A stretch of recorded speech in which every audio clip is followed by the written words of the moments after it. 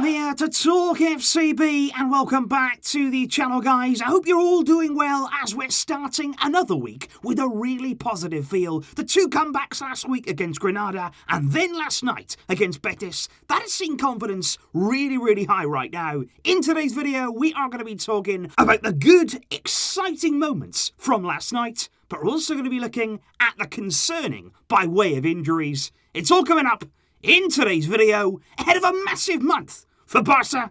So let's get to it. So let's first of all start with the concerning injury news. Let's just get that out the way because there is a little bit to go through here. Starting first and foremost with Ronald Koeman, who, as we know, was subbed there just 10 minutes into yesterday's game. And it was one of those whereby he went down without any collision. And those are always very worrying injuries. And actually, in the grand scheme of things, I'm very happy, and although that seems strange to say, with what he's actually got right now. Because it has been confirmed this morning that Araujo has suffered there a left ankle sprain, which I think on the face of it is a good result. I was thinking first and foremost, is that his knee? Is that going to be a really serious one? Could it be a broken ankle? But I think an ankle sprain, that's probably the best result that we could have hoped for. However, that is still going to bring very negative effects to our defence, because right now reports in Spain are estimating around 3 weeks for that recovery, which would rule him out, of course, of the midweek Copa del Rey fixture against Sevilla. But most importantly, he would be ruled out for the first leg against PSG. However, although it's expected there that Araujo is going to miss that PSG game, it is not 100% guaranteed, because there's also right now a little bit of optimism over there in Barcelona, given that actually last season Araujo also suffered a sprain, and if you remember back when that happened, he returned unbelievably quickly. Everybody couldn't believe how quickly there he got over that sprain and recovered when we really did need him. So although right now it is unlikely, it's a slim chance of him playing against PSG, it's not 100% ruled out. Another injury concern also happens to be there in our defence by way of Serginho Dest, because you will have all noticed that yesterday Dest did not start the game and he also did not come on against Real Betis, and Ronald Koeman after the game basically confirmed why that was the case. He said that during the last training session before this game, Dest basically felt there a bit of pain in his thigh, so they didn't want to take any risks. They say that right now it's not a serious problem, it's not something that's going to cause us many issues at all, but I just feel like right now with Dest, we've been rushing him back. That's the way that it feels to me over the past few games, over the past few weeks. We know that we've been very short at right back, so I feel as though Dest,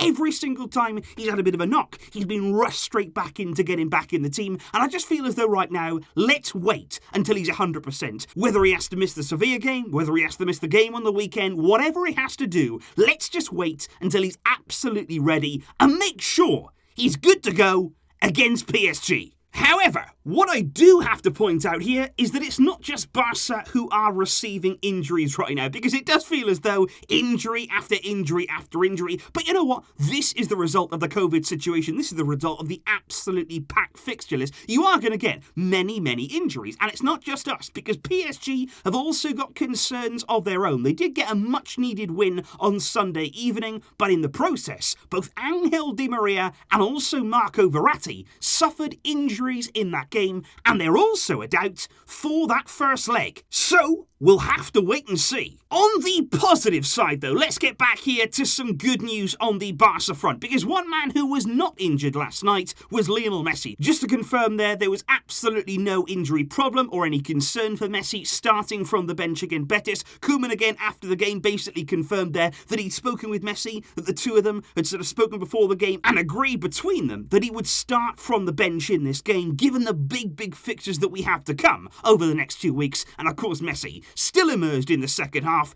and completely changed the course of the game, as he has done so many times before. And it's amazing. Look at the stats here. Look at the difference in stats between the first half and the second half for Barcelona. It is a massive contrast. It is night and day right there in terms of our effectiveness in front of goal, the amount of threat that we gave Real Betis. Messi came on and suddenly Barca came to life. So impressive, and it still amazes me, even after all these years. And of course, Messi was not the only one to make a difference from the bench against Betis. We have to talk, and I really do want to talk about Fransisco Trincão. Just as I said there in the match review, what a moment for him. What a time to score your first goal, and what a way to do it. Cutting in there on that left foot, because I absolutely love that goal, because that's what he can do. We've seen Trincão at Braga. If you've seen his goals there before he came to Barça, that's what he does. He plays on the right-hand side. He's so good there at just drifting inside, drifting past defenders and unleashing what is an absolutely fantastic shot that he has on him. After the game, he said the following words. He said, "It's my job to score goals." He said, "I've got to help the team offensively, defensively." He said, "The goal's not important for me today." He said, "The most important thing is the win." He said, "We changed our attitude in the second half. That was important there for the victory." And he said, "Look, the reaction of my teammates when I've scored, the celebrations there that followed," he said, "they helped me a lot and I thank them all." And that's something there I'd like to focus on, because everybody seemed delighted. Not just the fact there that it was a winning goal from Trincão, and of course it was another comeback from Barça, but all of the players there for Barça on the bench, on the field, they were delighted for Trincão to get off the mark. He's clearly a player there who's working hard on the pitch, he's working hard off the pitch, and everybody wants to see him do well. And it was just another show, really, of that unity from Barça. We want our young players to succeed, we want everybody in this team to be at their best, and everybody here is pulling together, going in the right direction, and that is so nice to see. And again, I've got to give credit here, I've got to give certain credit to Ronald Koeman, because I think his man management has been so key here in changing the mentality of this team, bringing this group together, getting that dressing room all pulling in the same direction. And in particular, I'd look there at the way that he embraced Trincão at the end of the game. Koeman celebrated his winning goal absolutely wildly on the bench, one of the biggest celebrations that has happened this season from Koeman. But also there, just before Trincão is about to do his post-match interview,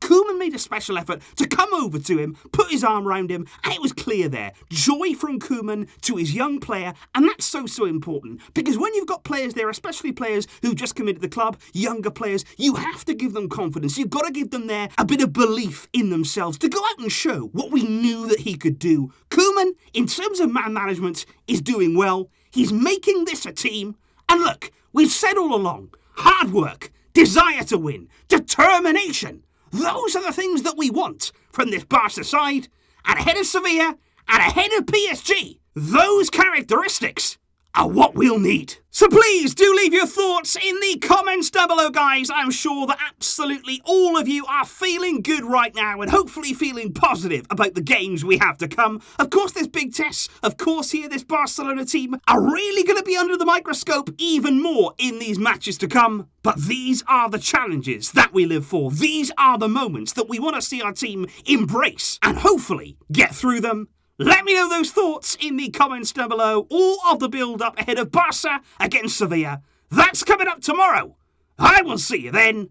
But until next time, as always, Visca el Barça.